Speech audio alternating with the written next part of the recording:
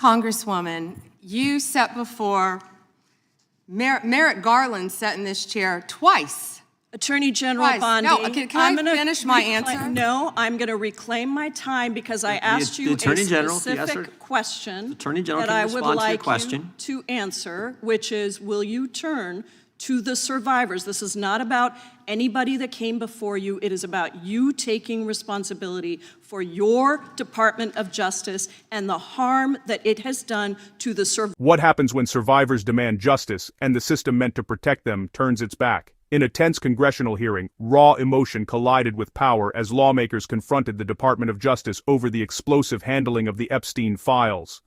Survivors stood in the room. Names were revealed. Accountability was demanded. And the nation watched as a single question echoed through the chamber. Who is really being protected? Questions recognized. Thank you, Mr. Chairman. Good morning, Attorney General Bondi, right here. We are joined in this room by some of the thousands of survivors from Jeffrey Epstein's horrific sex trafficking ring. They have shown such incredible courage in speaking out, in demanding accountability to bring the predators and pedophiles to justice. The Epstein Files Transparency Act required your Department of Justice to disclose the perpetrators connected with Epstein's criminal activities and to redact the information of survivors to protect their identities. Let me show you what actually happened. First, in violation of the law, your department has shown a pattern of redacting the names of powerful predators. Here behind me is one example of an email from Epstein to a man whose name was redacted. The email reads, quote, "Where are you? Are you okay? I loved the torture video." Only after members of Congress demanded that we see the unredacted files did the world learn the name of this individual, Sultan Ahmed bin Sulayem, the chairman and CEO of a company that had financial ties to President Trump's business and personal ties to Trump's advisor, Steve Bannon. Second, the survivors were not similarly protected, also in violation of the law. Here is another email titled Epstein Victim List. We have blurred the names of the survivors for their protection, but your Department of Justice initially released this list of 32 survivors' names with only one name redacted, along with numerous files that disclose not only the names, the emails, and the addresses of survivors, but also nude photographs and even the identities of Jane Does who had been protected for decades until your department released their names.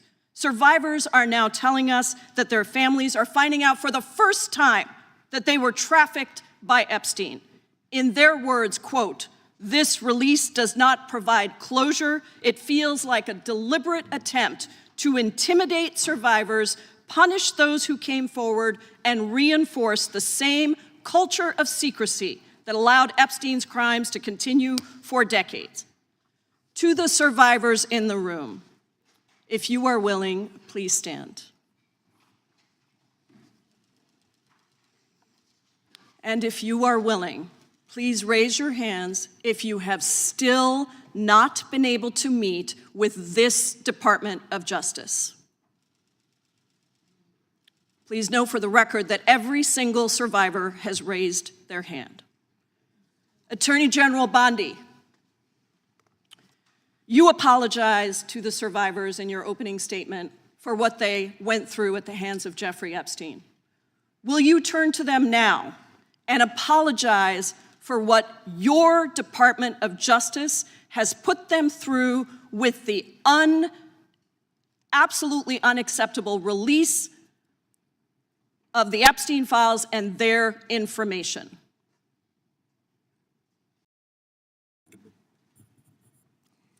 Congresswoman, you sat before, Merrick Garland sat in this chair twice.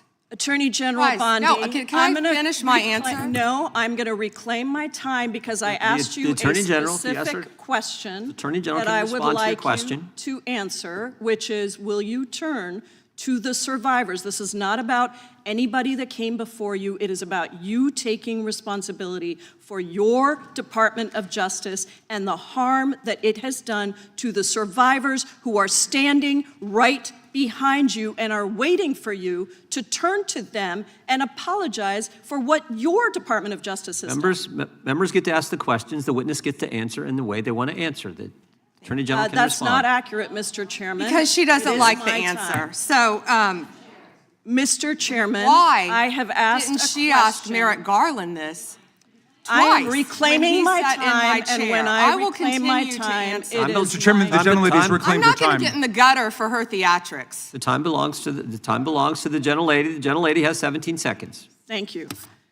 You're not going to answer this question, so let me just Chairman, say this. I'll direct it to What a you. massive No, I'm cover-up. answering a Mr. question. Chairman, will you restore her time? The witness I'm is not going to get in interrupting. the gutter with this woman. Stop the She's time doing and theatrics. let me have my time. The gentlelady from Washington controls the time. The gentlelady has 17 seconds. You can proceed with your final Thank you. 17 seconds. What a massive cover-up this has been and continues to be. Donald Trump made the release of the Epstein files the center of his political campaign because he thought it would benefit him. Then you got into office, Attorney General, claimed to have a client list, only Regular to order. then say that there was no list. Your deputy, Todd the time of Blanche, the- met alone time of the with gentlelady Ghislaine has- Maxwell the time of the and gentlelady has transferred expired. her to a minimum security prison. And now you continue the the time of the cover-up. gentlelady And I has wish expired. that you would turn around to the survivors who are standing right behind you and on a human level Chairman- apologize The chair now to them recognizes the chair. on what you Unprofessional. have done.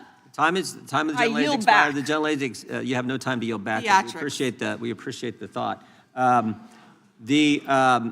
And I would argue the central issue in the last election, the presidential election, was securing the border. The gentleman from Arizona who knows something about securing the border is up for 5. This was more than a hearing. It was a test of moral leadership. Survivors didn't ask for theatrics. They asked for protection. They asked for accountability. They asked for an apology. And as the gavel fell, one truth remained undeniable. Justice delayed is painful, but justice denied leaves scars that last a lifetime. Don't forget to subscribe for more updates on this ongoing investigation. Justice is coming, but only if we keep watching.